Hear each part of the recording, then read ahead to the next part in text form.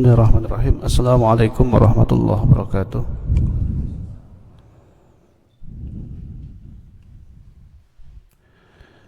Innal hamdalillah nahmaduhu wa nasta'inuhu wa nastahdi wa na'udzu billahi min shururi anfusina wa min sayyiati a'malina may yahdihillahu fala mudilla lahu wa may yudlil fala hadiya lahu. Asyhadu an la ilaha illallah wahdahu la syarika lah wa asyhadu anna Muhammadan abduhu wa rasuluh. Allahumma salli ala sayyidina Muhammadin wa ala alihi wa ashabihi wa ansarihi wa junudihi wa man tabi'ahum bi ihsanin ila yaumiddin. Ahibbai rahimakumullah, hadirin yang insyaallah dirahmati oleh Allah. Bersyukur kepada Allah atas limpah nikmat yang Allah berikan kepada kita, sehingga pada pagi hari ini senantiasa kita dapat bersama-sama berkumpul bermuajahah. Semoga Allah senantiasa selalu mentsabatkan hati kita semuanya, mengistiqomahkan kita semua di dalam setiap kebaikan-kebaikan yang kita lakukan, karena memang sejatinya setiap kebaikan yang kita lakukan itu sekecil apapun, tentu yang paling terbaik adalah ketika dilakukan dengan istiqomah, ya. Semoga kita bisa istiqomah dalam kebaikan sampai Allah Subhanahu wa taala menjemput kita semuanya. Bersalawat kita kepada Nabi kita Muhammad sallallahu alaihi wasallam, kepada keluarga, para sahabat, semoga kepada kita semua sampai yaumil qiyamah nanti. Hadirin rahimakumullah, pada pagi ini insyaallah kita melanjutkan surat Al-Baqarah ayat ke 49 sekarang.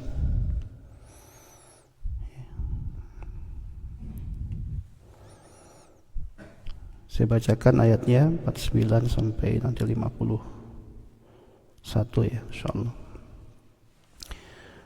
A'udzu billahi minasy syaithanir rajim. Wa idh najjaynakum min ali fir'auna yasumunakum su'al 'adzab yudhabbihuna abna'akum wa yastahyuna nisa'akum wa fi dhalikum bala'un min rabbikum 'azim. Wa idh faraqna bikumul bahra fa'anjaynakum wa aghraqna ala fir'aun wa antum tanzurun. وإذ واعدنا موسى 40 ليلة ثم اتخذتم العجل من بعده وأنتم ظالمون. Yang pertama ayat ke-49, ya. Kira-kira terjemahnya seperti ini teman-teman. Dan ingatlah, ya, wa id najjaynakum, wa id, ya, dan ingatlah najjaynakum min ali fir'aun, ketika kami menyelamatkan kalian dari Fir'aun dan pengikutnya, ya, ali Fir'aun itu pengikut Fir'aun. Yasumunakum, mereka itu menyiksa kalian, su'al adzab, dengan siksa yang berat. Yudhabbihuna abna'akum, mereka adalah maksudnya Fir'aun dan pengikutnya. Yudhabbihuna abna'akum, mereka itu menyembelih, ya, anak-anak laki kalian. Wa yastahyuna nisa'akum, dan membiarkan hidup anak-anak perempuan kalian. Wa fi dzalikum bala'un min rabbikum 'azim, dan pada yang demikian itu terdapat bala, ya, cobaan dari Rabbmu, ya, dari Tuhanmu yang agung. Ayat ke-50-nya, wa idh faraqna, idh itu di situ ingatlah ya, faraqna bikumul bahar, ketika Allah Subhanahu wa taala atau ketika kami membelah al-bahr, ya. Fa anjaynakum, dan kami menyelamatkan, wa agraqna ala fir'aun, dan ketika kami itu menenggelamkan pengikut-pengikut Firaun. Jadi dibelah lautan, kemudian pengikut Firaun itu ditenggelamkan. Wa antum tanzurun, ya, dan kamu menyaksikannya. Terakhir ayat ke-51, wa idh wa'adna, dan ingatlah wa'adna Musa, ketika kami menjanjikan kepada Musa, ya, itu yang dimaksud adalah Taurat, ya. Jadi Allah menjanjikan kepada Musa itu Taurat, kitab Taurat atau petunjuk, arba'ina lailah, ya, melalui munajat selama 40 malam. Jadi Musa saat itu bermunajat dan Allah memberikan petunjuk Taurat saat itu.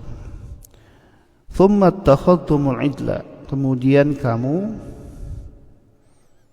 ya, ittakhadtumul ijla, menjadikan al-ijla itu patung atau sesembahan, ya, anak sapi, min ba'dihi, ya, sebagai sembahan, ya. Ya, setelah kepergiannya, jadi setelah itu kemudian setelah Musa itu pergi, malah mereka itu menyembah patung, ya, orang-orang Bani Israel itu. Wa antum zalimun, dan sungguh kalian sudah berbuat zalim. Hadirin rahimakumullah, beberapa ayat ini, tiga ayat, ya, kembali Allah Subhanahu wa taala mengingatkan kepada Bani Israel, ya, aulad Yakub, ya, atau mungkin sekarang kita bisa bilang bangsa Yahudi, ya, Bani Israel, ya, lebih spesifik anak-anak Yakub, karena memang mereka sebenarnya adalah masih famili atau keturunan Yakub. Kembali Allah mengingatkan, wa idh najainakum, itu dengan beberapa redaksi, wa idh faraqna, ya, Allah udah kasih nikmat banyak juga kepada mereka, kan, kita sebutkan pada ayat-ayat sebelumnya. Bahkan ketika Allah ingin mengajak beriman saja, tetap Allah ngingetin gitu, kamu udah dikasih nikmat gitu, kamu udah dikasih banyak kebaikan sama Allah. Ya, saya juga menyampaikan ke teman-teman betapa Allah itu Maha Rahman, Maha Rahim sama kita, ya. Sampai-sampai maha baiknya Allah, rahmatnya Allah itu melebihi azabnya. Jadi teman-teman, apapun keadaan kita, la tayasu min rahmatillah. Apapun keadaan kita, seburuk apapun kita, ya, katakan sebejat apapun kita gitu, ya, jangan pernah putus asa dari rahmat Allah. Karena rahmat Allah itu dalam satu dalil disebutkan itu lebih luas daripada azabnya. Ya, walaupun Allah itu juga kemudian di dalam sirah, ya, di dalam diksi yang sering Allah sampaikan itu di dalam Al-Quran, ya, selalu menyampaikan dengan dua diksi yang kontradiktif gitu. Artinya ketika Allah mengingatkan tentang surga atau balasan kebaikan, itu yang disebut dengan tabsyir.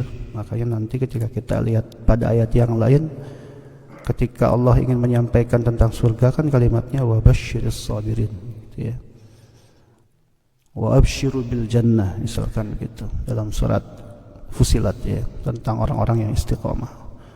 wa absyiru bil jannati allati, dan berikanlah kabar gembira. Jadi Allah sering ngasih kabar gembira itu kepada kita.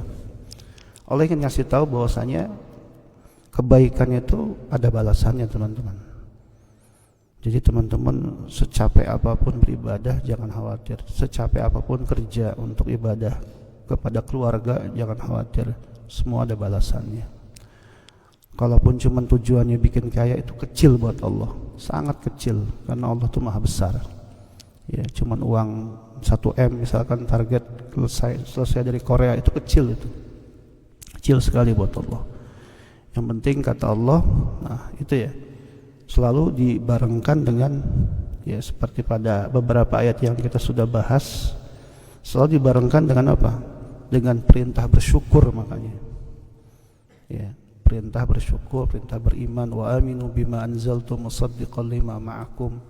Tapi kemudian Allah juga bilang wala takunu awwala kafirin bih, misalkan pada ayat yang tadi malam kita bahas. Jangan jadi orang yang kufur terhadap nikmat Allah, terhadap apa yang sudah Allah turunkan kepada kalian, ya sekecil apapun. Karena kita mau bersyukur atas nikmat yang Allah kasih itu jangan nunggu banyak, teman-teman. Sedikit bersyukur, sedikit bersyukur. Jangan nunggu banyak baru bersyukur, banyak baru ingat Allah. Kita ingat kisah Alqamah itu, ya, dengan sangat ya, terbatas melakukan kedekatan kepada Allah, sampai Nabi saja kemudian merasa kasihan terhadap kondisi Alqamah. Tapi kemudian ketika dia mengatakan, saya nanti kalau sudah baik, saya pasti akan lebih baik lagi daripada sekarang, gitu kan. Tadinya sholat langsung pulang, sholat langsung pulang. Ketika ditanya, kenapa kok kamu sholat langsung pulang? Ya orang sarungnya cuma 1, harus dipakai bersama dengan istri saya. Ya, nanti kalau saya kaya, saya akan lebih baik lagi. Kasih modal lah, seekor kambing, singkatnya, kemudian jadi kaya raya, malah nggak pernah datang ke masjid lagi. Nah, jangan kayak begitu gitu. Lagi susah datang ke masjid, ya. Lagi kita nggak punya sandaran dunia, kita datang ke masjid. Ketika Allah kasih dunia itu, padahal tentu semuanya itu dari Allah Subhanahu Wa Taala. Habis itu kita lupa. Nah, jangan sampai seperti itu. Karena nanti kata Allah, gampang saja aku akan mengambil semua nikmat yang telah aku berikan itu kepadamu. Ketika kamu sudah lupa, istidraj namanya kan, diambil. Wasanadrijuhum min haitsu la ya'lamun. Ambilnya itu bahkan ya saat kita lagi enak-enaknya gitu. Itu nauzubillah kan. Kalau kita lihat belajar dari kondisi musibah yang terjadi itu kan, air hanya sekedar karena air gitu kan, habis porak-poranda semuanya. Ya. Harta kita habis, rumah kita habis, bahkan nyawa pun habis gitu ya. Ya banyak yang meninggal karena musibah itu. Kita belajar dari situ bahwa Allah mengambil semua kenikmatan yang telah Allah berikan itu gampang sekali, karena pada dasarnya semuanya itu dari Allah. Inna lillahi wa inna ilaihi raji'un. Ya teman-teman sekalian, ini sama ini ya. Kalau kita lihat tafsirnya di dalam tafsir Jalalain ya. Ya wadhkuru idh najainakum ay aba'akum wal khitab bihi wa bima ba'dahu lil mawjudin fi zaman nabiyyina bima an'ama Allahu ala abaihim tadhkiran lahum bi ni'matillahi ta'ala yu'minu. Lagi-lagi perintah beriman kepada Allah. Min ali fir'aun yasumunakum yudhiqunahum su'al adab. Teman-teman sekalian, yang bisa kita perhatikan pada ayat ini adalah salah satunya juga tentang masalah ini. Perhatikan kalimat yudzabbihuna abna'akum wa yastahyuna nisa'akum. Di zaman itu teman-teman sekalian ya, di zaman masa kedikdayaan Firaun saat itu katakan ya, itu ada satu tradisi yudzabbihuna abna'akum. Anak laki-laki mereka itu dibunuh. Ya, anak laki-laki mereka dibunuh, sedangkan wa yastahyuna nisa'akum, tapi perempuannya dibiarkan hidup. Ya, di dalam tafsir di dalam tafsir Jalalain disebutkan liqauli ba'dil kuhnati lahu inna mauludan yuladu fi bani Israil yakunu sababan lidhihabi mulkik. Jadi itu upaya teman-teman sekalian, ya, laki-laki dianggap bisa menjadi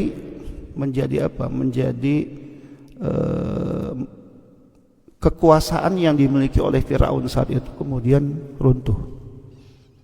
Jadi laki-lakinya, bahkan ketika kita memahami sejarah bagaimana Musa kemudian diambil, ya, ingat ya, Musa diambil sama istrinya Firaun kan, diambil, ketahuan kan sama Firaun kan, sampai kemudian mau dibunuh juga kan, tapi kemudian sama si istrinya Firaun itu dibiarkan dia itu mengalir di sebuah sungai, dan kemudian akhirnya juga diselamatkan sama dia, diasuh gitu, ya, sampai akhirnya nanti Musa juga datang kan kepada Firaun kan gitu, ya, untuk mengajak kepada kebenaran kan, seperti itu, ya.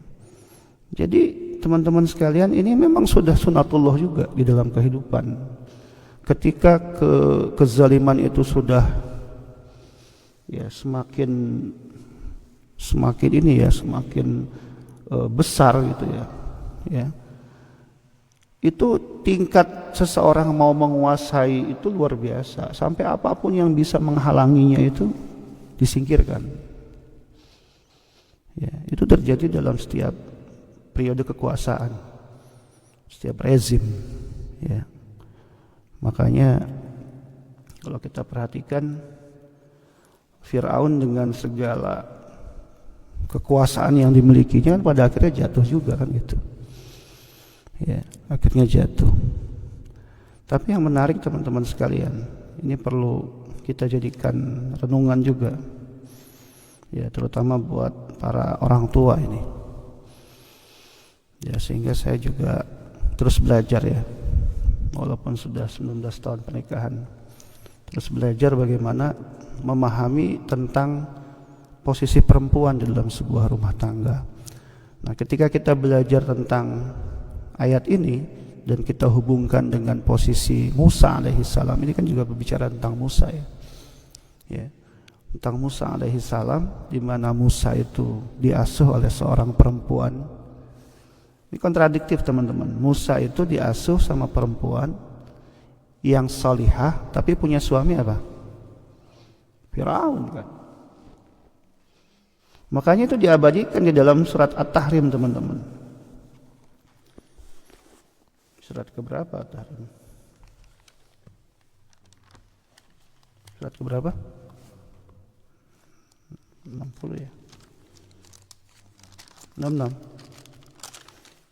Coba saya lihat sebentar aja.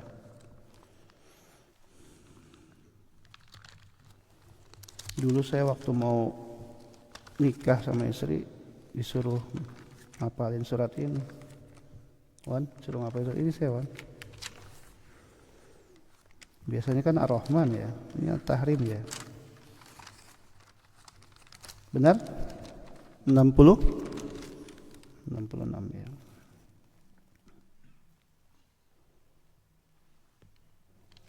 Halaman keberapa dia?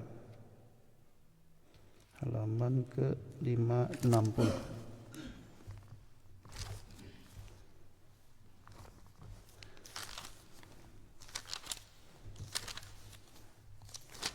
Ini surat tentang keluarga teman-teman, ya. Oposisinya sebelum Al-Mulk, ya. Teman-teman sekalian, di dalam surat At-Tahrim ini sekilas saja,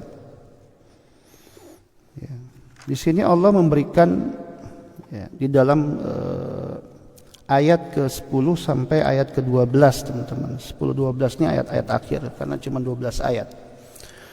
Daraballahu mathalan lil ladzina kafaru imra'ata Nuh wa imra'ata Lut.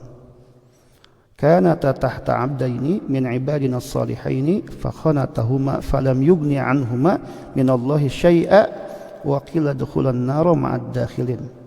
Ayat ke-11-nya, wa daraballahu mathalan lil ladzina amanu imra'ata Fir'aun.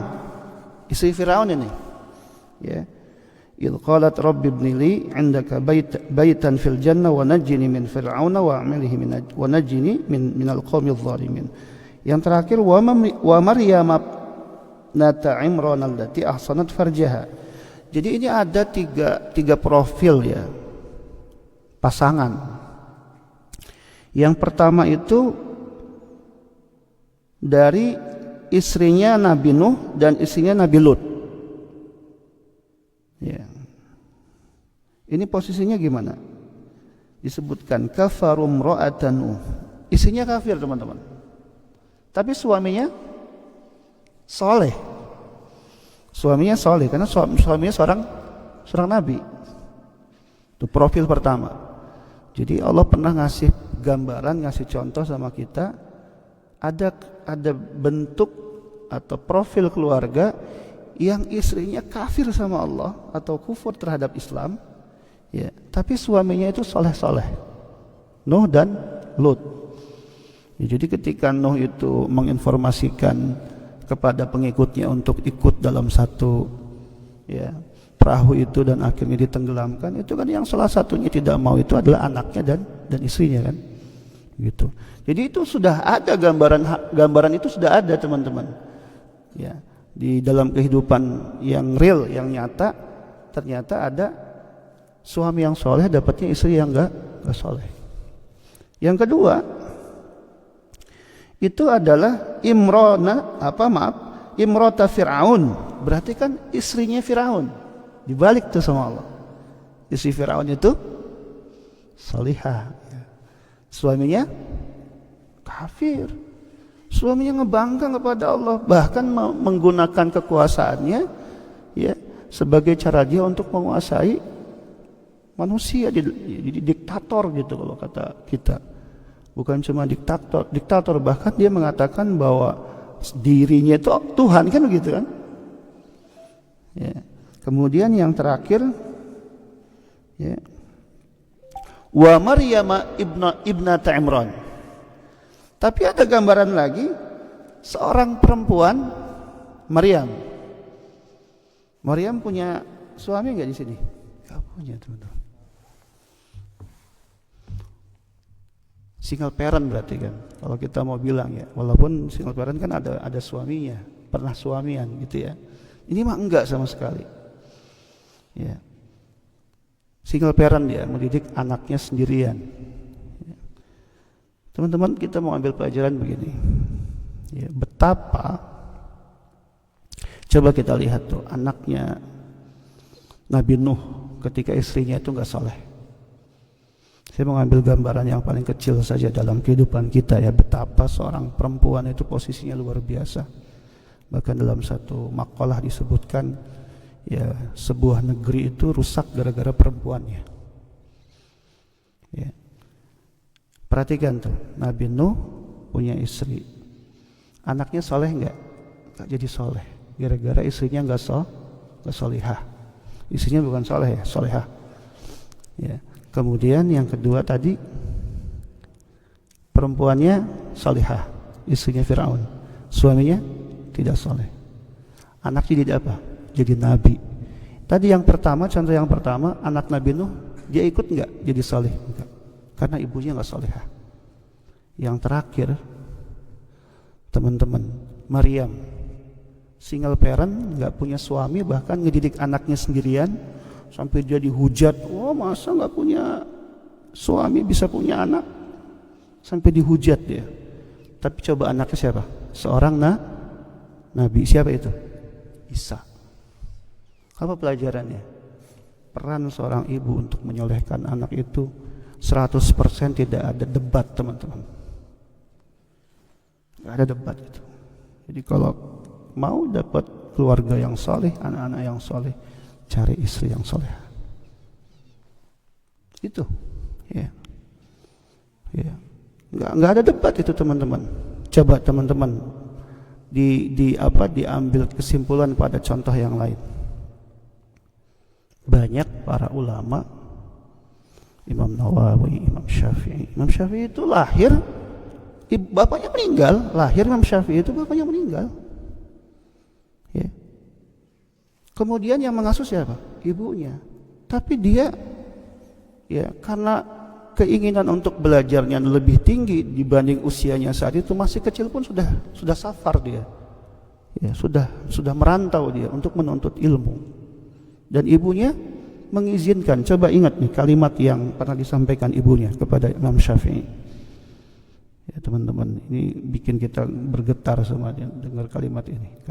Kata ibunya begini, kamu berangkat saja menuntut ilmu. Itu saking Imam Syafi'i itu mau banget belajar ya, mau sangat. Dan dia memang cerdas luar biasa ya. Kata ibunya begini, berangkatlah kamu menuntut ilmu. Ya silahkan. Kalau tidak ketemu denganku nanti di dunia, kita ketemu di surga. Luar biasa tuh, ibu yang salihah. Akhirnya anaknya menjadi seorang ulama besar, Imam Syafi'i. Ya, walaupun di dalam di dalam perkembangan madhab, ya, madhab yang paling banyak diikuti oleh dunia Islam itu kebanyakan adalah Hanafi. Hanafi lebih banyak teman-teman, karena paling tua dia. Ya, paling tua. Hanafi, Maliki, baru Syafi'i, baru Hambali. Ini semuanya guru sama murid sebenarnya. Seperti itu. Ya. Di pelajarannya teman-teman sekalian, ya. Saya kenapa ketika bicara tafsir kemudian dihubungkan dengan hal-hal yang relate dengan kehidupan kita. Biar kajian kita itu tidak kosong gitu ya. Kalau hanya sekedar untuk memahami ayat demi ayat, ya teman-teman bisa baca sendiri. Tapi saya coba hubungkan dengan hal-hal yang relate dengan kehidupan kita. Salah satunya adalah dengan masalah keluarga misalkan. Ya, makanya saya selalu bilang juga, saya juga sering kasih contoh keluarga saya. Saya nggak mau banyak ngomongin orang, saya aja gitu. Kalau saya kurang, saya bilang kurang. Lebih, moga itu jadi pelajaran buat kita semuanya. Misalkan saya sering bilang sama istri saya, contoh ya, masalah nyekolin anak, ya, anak-anak bagaimana sekolahnya. Saya begini gampang, anak-anak silahkan kamu yang pilih sekolahnya di mana. Tapi saya kasih panduan, ini harus begini ya, pendidikan agama yang didahulukan, ini begini. Nanti dia, misalkan anaknya nyari mau begini ya, pondoknya di sini ya, silahkan sama ibu kamu diskusi. Saya begitu orangnya. Jadi nggak semua itu di kepala saya, capek hidup kita kalau begitu. Kita bagi tugas sama istri. Saya kasih tahu panduannya, begini. Silahkan anaknya cari sama kamu. Kemudian ngobrol lah dengan istri saya. Kenapa teman-teman itu perlu? Ini teman-teman. Ini contoh juga. Saya ambil contoh dari orang lain. Ada saya punya teman ya, bukan teman bahkan saudara ya bisa dibilang. Ya, anaknya sekarang S3 di Madinah. Bapaknya mohon maaf teman-teman, dulunya rusak, nakal bapaknya.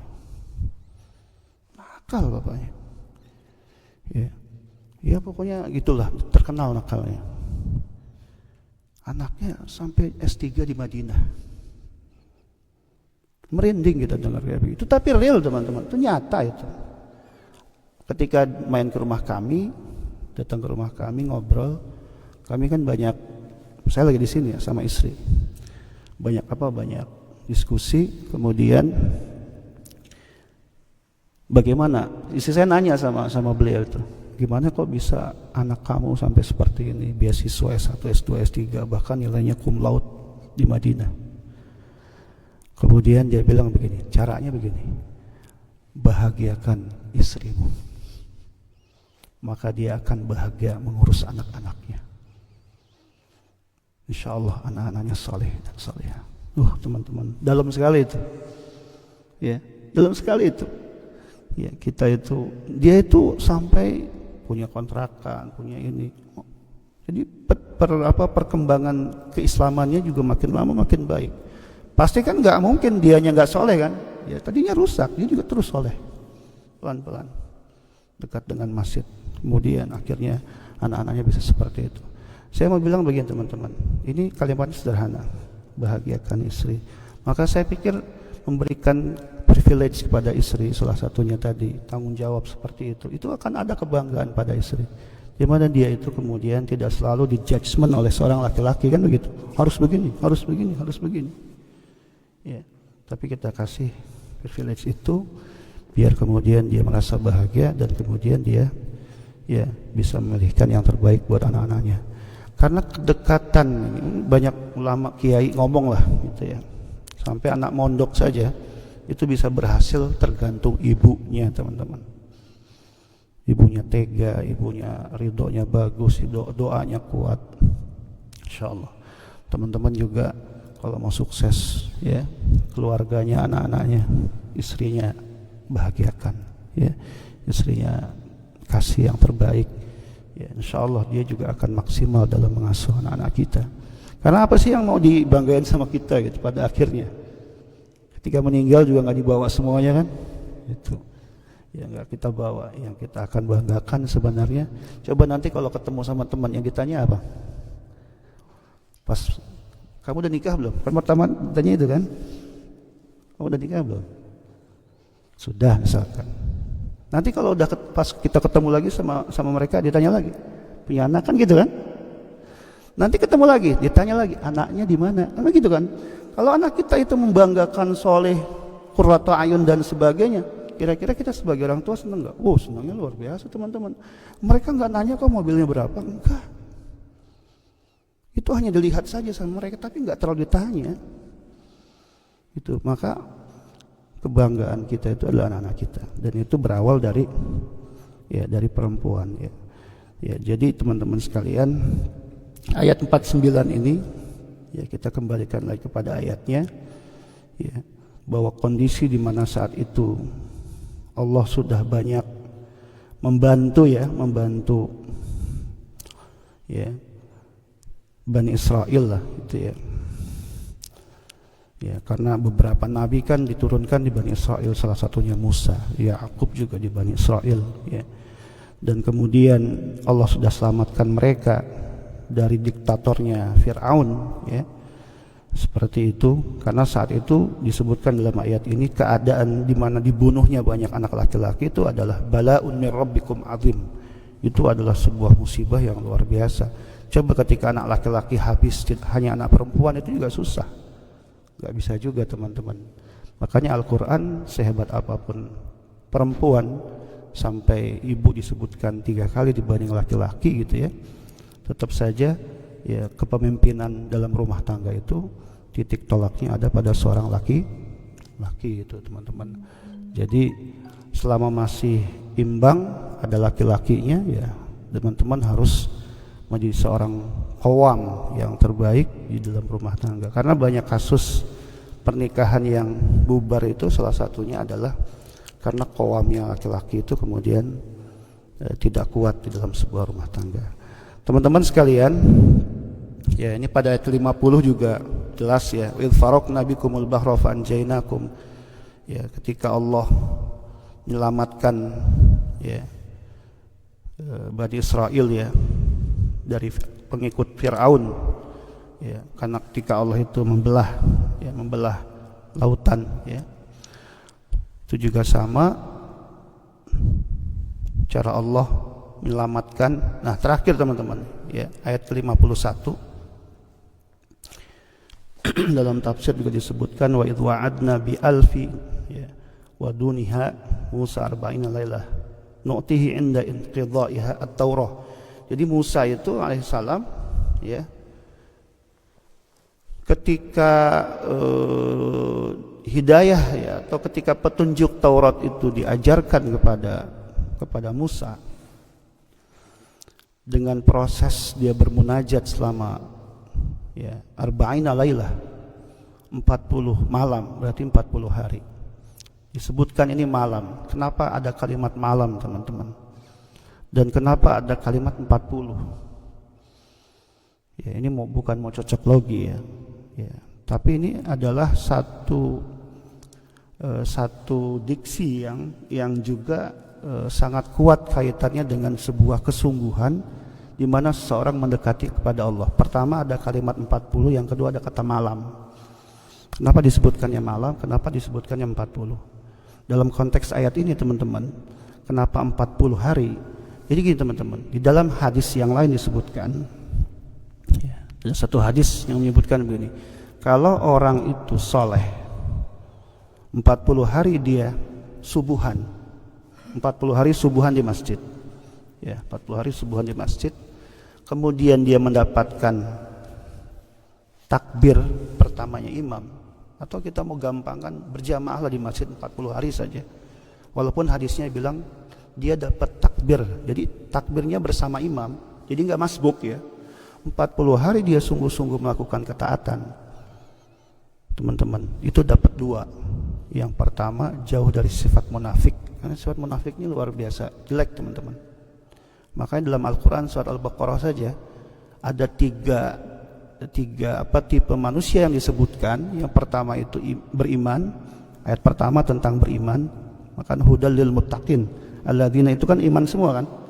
Ayat yang kedua ya nanti berbicara tentang orang-orang kafir. Nanti ayat yang ketiga atau gambaran orang-orang yang ketiga itu orang-orang munafik. Ternyata lebih banyak disebutkan dalam surat ini. Makanya yang pertama dihilangkan bagi orang yang serius dekat sama Allah dengan kesolehan selama 40 hari tadi, ya, terus berjamaah di masjid, ya, atau lebih spesifik subuhnya nggak telat, ya, dia nggak masbuk, itu yang dihilangkan sifat munafik. Yang kedua, teman-teman, digaransi mendapatkan surga dari Allah Subhanahu wa taala. Itu 40 hari itu nggak main-main gitu. Makanya kalau kita mau menghubungkan dengan usia 40, para ulama bilang begini, orang kalau di usia 40 kesolehannya lebih banyak, insya Allah husnul khotimah. Tapi kalau orang di usia 40 ya keburukannya lebih banyak, kemungkinan su'ul khotimah itu lebih besar.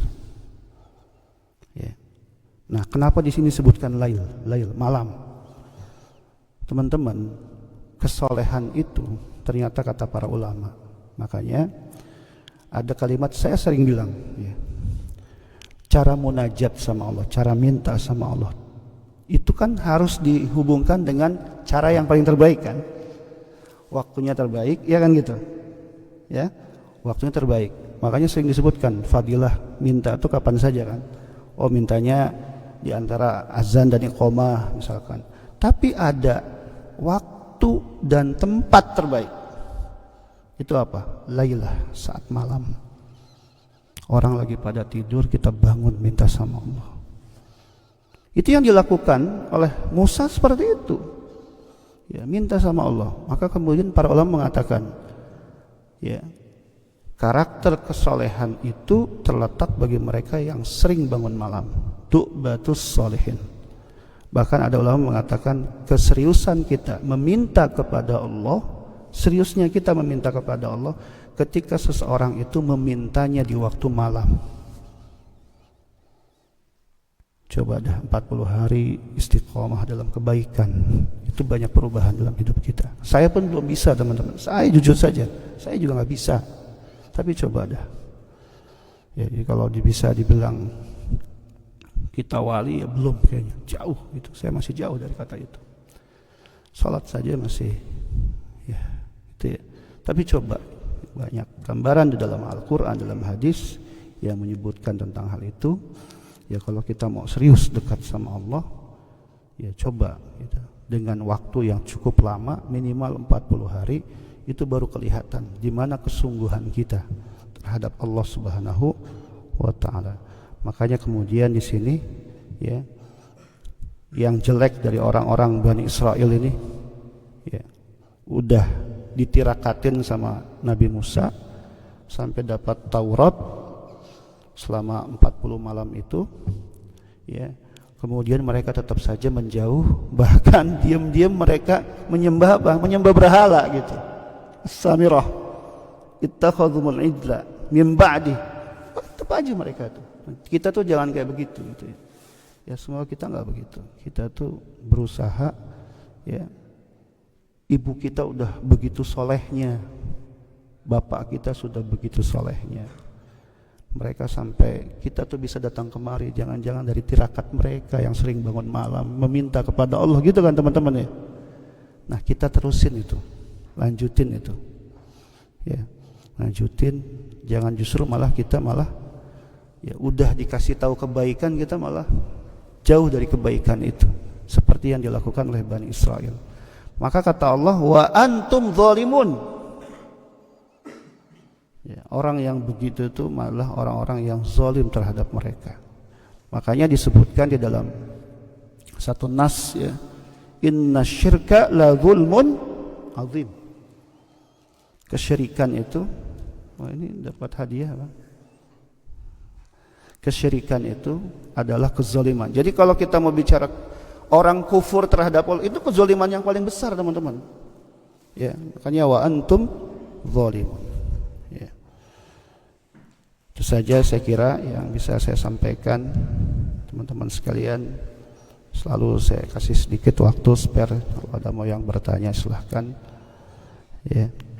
Dari beberapa ayat yang tadi kita bahas, ya, semoga kita bisa mengambil pelajaran dari apa-apa yang Allah sampaikan di dalam Al-Quran, ayat demi ayat, ya, walaupun satu ayat kalau kita amalkan semoga itu berkah, ya, dibanding kita nggak baca satu ayat pun, ya, walaupun satu ayat misalkan setiap pekan satu ayat, 2 ayat, 3 ayat kita amalkan, semoga itu bisa memberikan keberkahan. Karena kalau kita baca satu hadis, cara kita menjaga Allah, ya, kita caranya adalah menjaga Allah dengan mengamalkan apapun yang Allah perintahkan. Ihfadillah yahfaduka.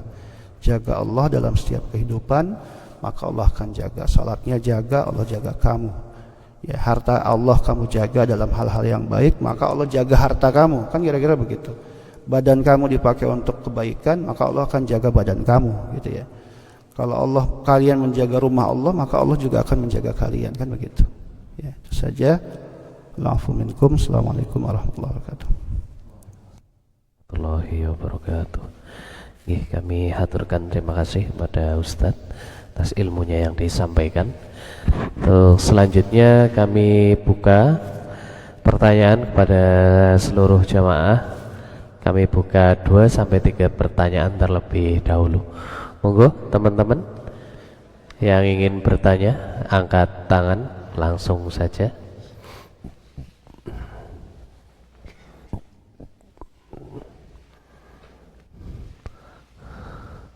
Monggo. 1 tenggol.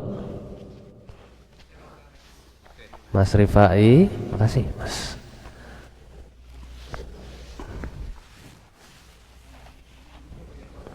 Ada lagi teman-teman? Mas Super? Nggih, monggo Mas tenggol dulu. Waalaikumsalam warahmatullahi wabarakatuh.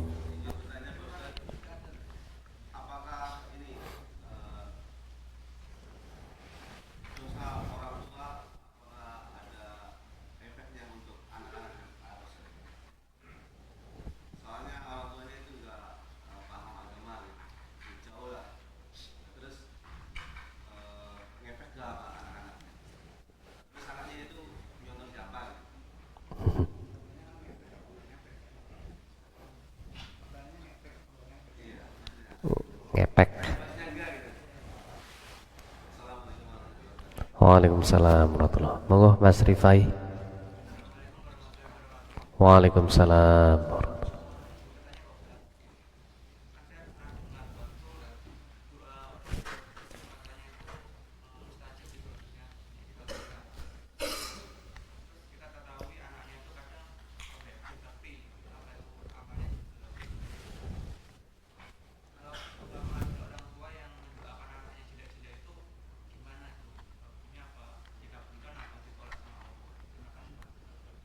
Siap. Monggo lanjut Mas Super. Waalaikumsalam warahmatullahi.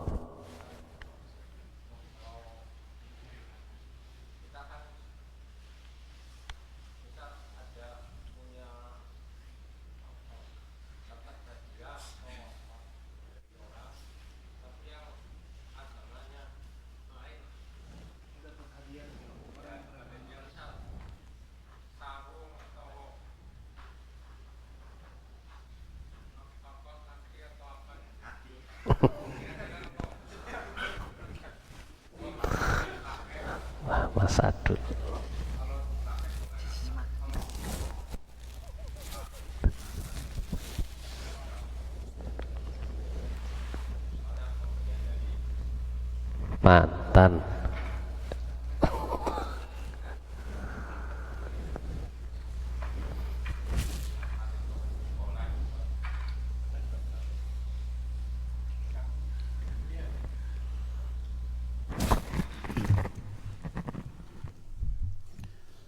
Izin saya jawab ya, Mas Bekti ya. Yang pertama, dosa orang tua efek nggak kepada anak ya. Teman-teman sekalian begini, pada dasarnya ya, kebaikan dan keburukan kita itu buat kita sendiri. Pada dasarnya begitu. Artinya kalau kita melakukan kesalahan ya buat kita melakukan kebaikan ya buat kita. Itu berlaku kepada semuanya. Pada dasarnya itu ya, ayatnya banyak ya, in ahsantum li anfusikum wa in asa'tum falaha, misalkan begitu. Kamu berbuat baik ya baiknya buat kamu, kamu berbuat buruk buruknya buat kamu. Dalam surat yang paling dekat dengan kita, juz amma, wa may ya'mal mithqala dzarratin khairan yarah wa may ya'mal mithqala dzarratin syarran yarah. Ya, pada semua level, katakan begitu, pada level maksudnya anak misalkan. Dalam kehidupan, kalau dosa yang dilakukan dalam kehidupan yang normal yang lain aja misalkan, kalau dosa dilakukan sama presidennya, apakah nanti rakyatnya mendapatkan dampak? Itu kan juga sama sebenarnya. Secara secara hukum, posisinya itu kembali ke masing-masing kan. Dosa itu dipikul sama dia gitu. Seorang ayah atau seorang ibu berbuat dosa, yaitu dipikul langsung oleh ibu sama bapaknya. Kalau dia berbuat dosa ya nanti dia mendapatkan balasan dari dosa yang dia lakukan. Kebaikan juga seperti itu. Dia melakukan kebaikan juga akan ya mendapatkan kebaikan dari yang dia lakukan. Tapi pertanyaannya yang ditanyakan begini, ada efeknya enggak ketika nanti contoh misalkan kita analogikan, kita ambil kias, ya kita ambil contoh pada kehidupan yang lain. Tadi saya bilang, kalau presidennya berbuat dosa, ada nggak dampaknya kepada rakyat kan gitu. Sama ketika orang tua itu melakukan dosa, ada nggak efeknya? Misalkan anaknya jadi nggak soleh juga misalkan, atau kemudian apa? Kalau hubungannya dengan dosa, tentu anaknya nggak jadi berdosa juga gara-gara orang tuanya berdosa kan, tadi saya udah bilang ya, itu nggak ada hubungannya. Tapi bagaimana, ada efeknya apa enggak? Pertanyaannya begitu. Ada teman-teman, ada. Ya. Pemimpin itu, contoh tadi misalkan, pemimpin yang soleh itu kemudian rakyatnya jadi baik, dapat kebaikan, makmur. Ya, lo Jenawi misalkan, baldatun thayyibatun wa rabbun ghafur. Ketika pemimpinnya soleh, pemimpinnya adil. Nih saya ambil satu cerita. Ada satu cerita di zaman, saya lupa Bani siapa itu, ya khalifah siapa, ya katakan ada seorang bupati, ya bupatinya soleh. Allah uji dengan apa? Allah uji dengan kemarau. Allah uji dengan kemarau tempat tersebut. Kemudian ya yang dilakukan oleh bupati ini apa? Dia itu memanggil orang soleh, katakan imam, untuk memimpin sholat, ya sholat istisqa di tempat tersebut, meminta biar hujan itu datang. Ya, berkumpullah, singkat cerita, berkumpullah orang untuk melakukan sholat istisqa itu. Teman-teman perhatikan ini ceritanya begini. Ketika sholat belum dimulai, bupati itu belum datang, masih di rumahnya. Udah mau dimulai itu. Kemudian ketika mau dimulai, katakan panitia sholatnya lah gitu ya, panitia sholatnya ngomong, kita belum bisa mulai, bupatinya belum datang. Ajudannya disuruh menjemput bupati tersebut. Ya. Datanglah ke rumahnya. Ketika datang ke rumahnya, apa yang dilakukan oleh bupati ini? Bupati ini ternyata lagi begini, lagi berdoa sama Allah. Di antara isi doanya begini, ya Allah, jikalau ya, hujan yang tidak datang sampai hari ini, sampai kemarau, itu akibat dosa yang pernah aku lakukan ya Allah, hukum aku ya Allah. Jangan hukum rakyatku, jangan hukum masyarakat ya Allah. Jangan kau tidak berikan hujan gara-gara kondisi itu. Teman-teman sekalian, ya, itu sholat belum dilakukan, hujan datang. Orang tua yang soleh juga begitu, teman-teman. Ya, orang tua yang soleh juga begitu. Anaknya mudah mendapatkan ilmu, anaknya jadi soleh, itu kecipratan gara-gara kesolehan orang tuanya. Itu kalau bicara efek tuh begitu.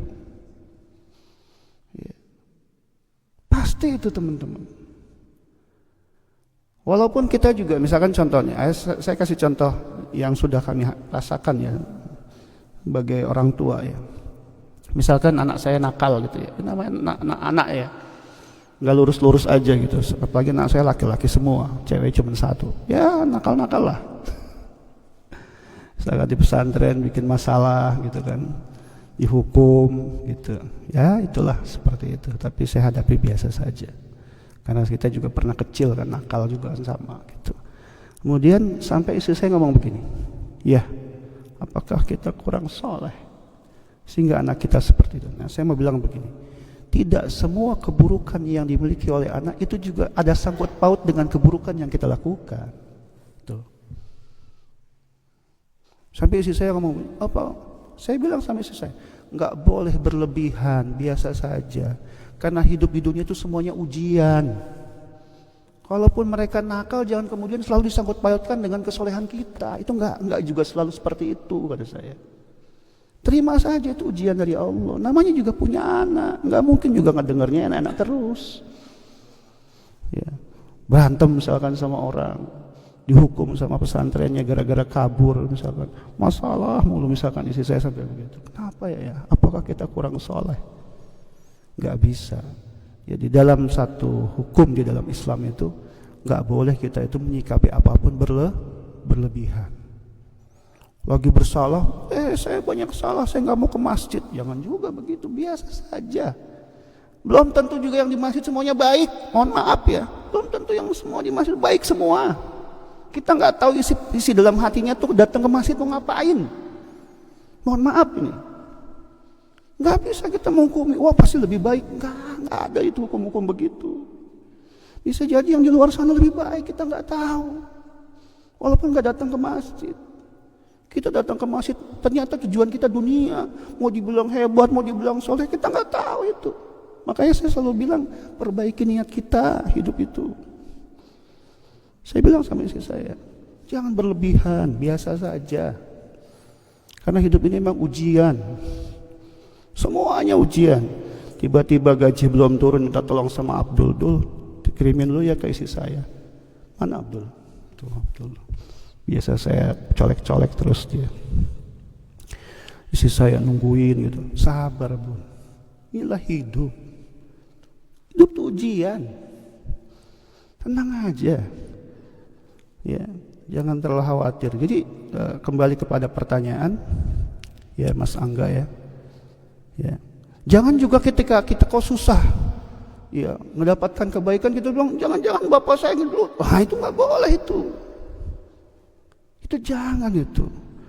Ya pokoknya teman-teman, apapun keburukan yang dimiliki oleh bapak kita di masa lalu katakan, atau hari ini bapak kita ibu kita belum soleh seperti yang Al-Quran mau ataupun sesuai yang dicontohkan oleh Rasulullah, kita jangan menjudge, jangan sampai kita benci itu, jangan tuh. Mau apalagi kita mengkaitkan keburukan mereka dengan kesulitan yang kita hadapi, itu jangan. Ya jangan teman-teman. Sama orang tua nggak boleh begitu. Ya, selalu kita tuh berpikir kita sudah lahir ke dunia itu adalah sebuah nikmat terbesar dari orang tua. Udah itu aja. Jangan lihat bagaimana orang tuanya. Kerja yang terbaik, punya lebih rezeki, bahagiain orang tua. Saya masih ingat dulu tuh, Mas Erik ngobrol sama saya. Ustadz, bapak saya, ibu saya, ibunya ya, minta dibeliin mobil. Pulang Mas, beliin mobil. Pulang, beliin mobil. Kebahagiaan orang tua. Anak satu-satunya kan Mas Erik itu. Jadi itu ya, jangan hidup itu jangan apa ya. Udah kita baik, ya orang tua kita baik, alhamdulillah. Kalau buruk terus kita doakan. Itu aja udah.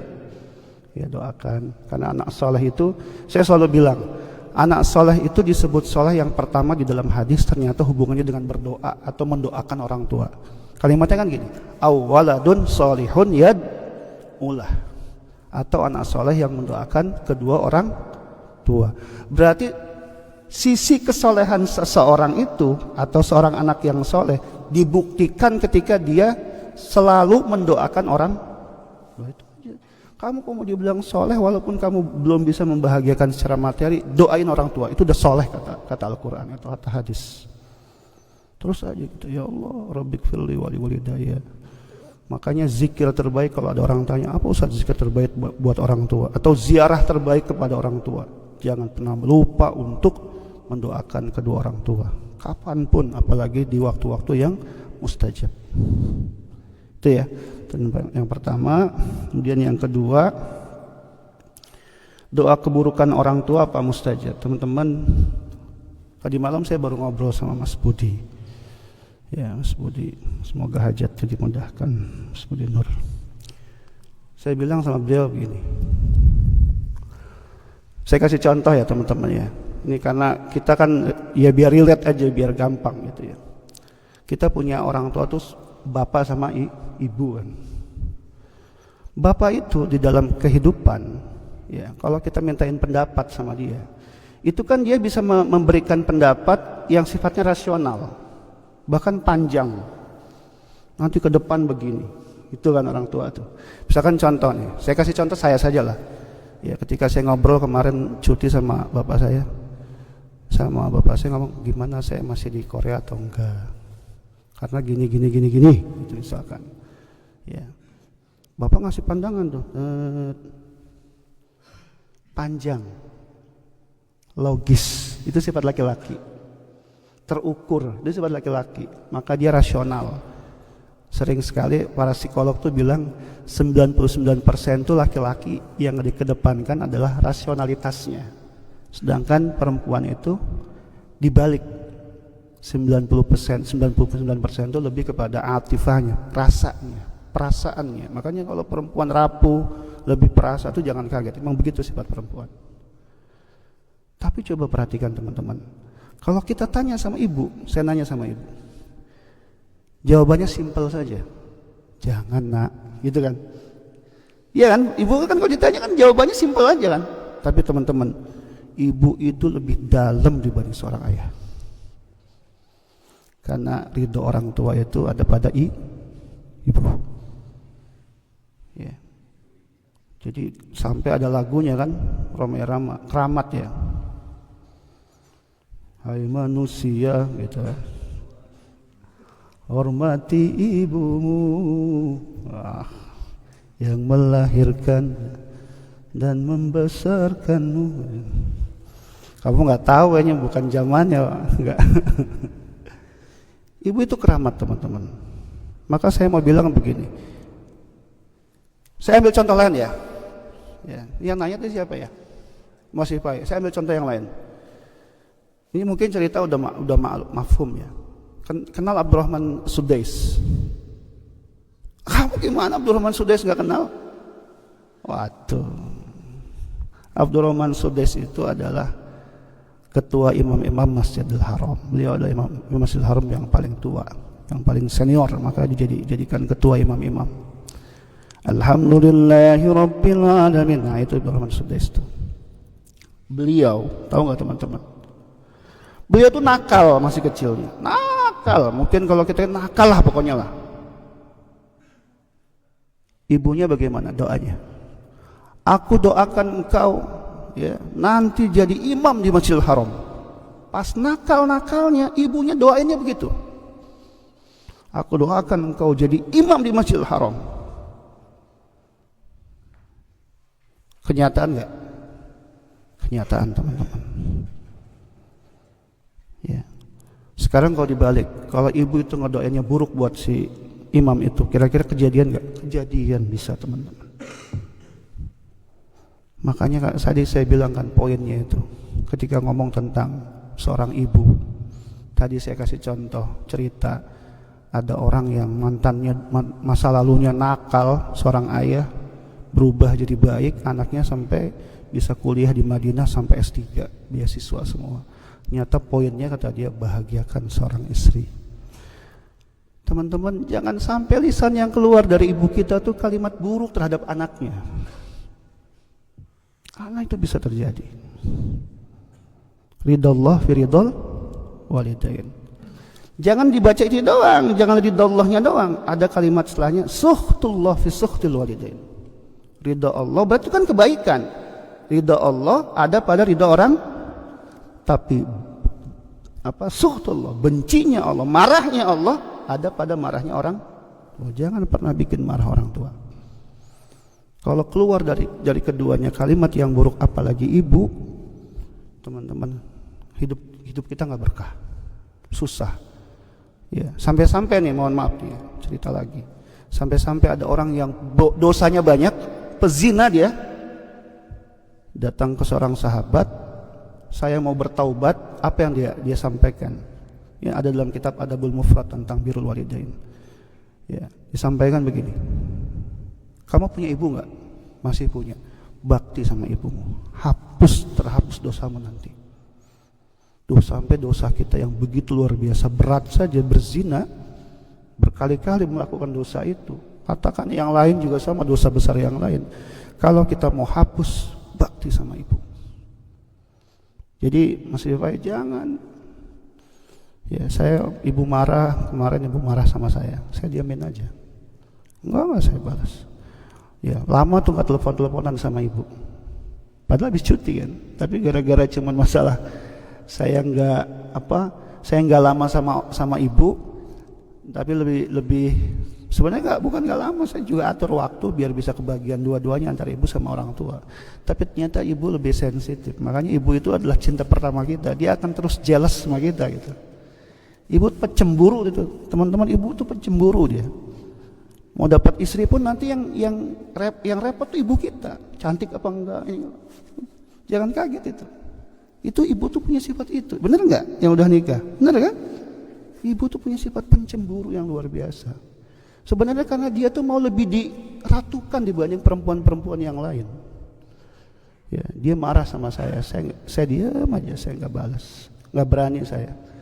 Diam aja. Akhirnya telepon saya. Maafin ya Mbak marah. Ya mau nggak apa-apa. Saya mah walaupun udah tua juga, seusia Intep aja pasti dianggapnya anak kecil sama orang tua. Saya paham, terima aja teman-teman. Jangan sampai ada kalimat buruk yang keluar pada orang tua kita. Itu ya. Jadi kalau pertanyaannya bisa nggak mustajab? Bisa teman-teman. Ya, sangat bisa. Ridallah fi ridal walidain wa sukhtullah fi sukhtil walidain. Yang terakhir, dapat hadiah dari non muslim. Kalau itu bukan yang diharamkan, ambil, terima, pakai. Ya, silahkan. Dari Sajang dapat sabun, pakai. Dari Sajang ya dapat baju baru, pakai buat sholat, silahkan. Ya, nggak apa-apa. Ya, kecuali dikasih sesuatu yang diharamkan baru boleh. Ini dikasih soju, satu skrat. Ini buat kamu. Musim dingin biar nggak kedinginan, saya kasih soju biar hangat. Pakai.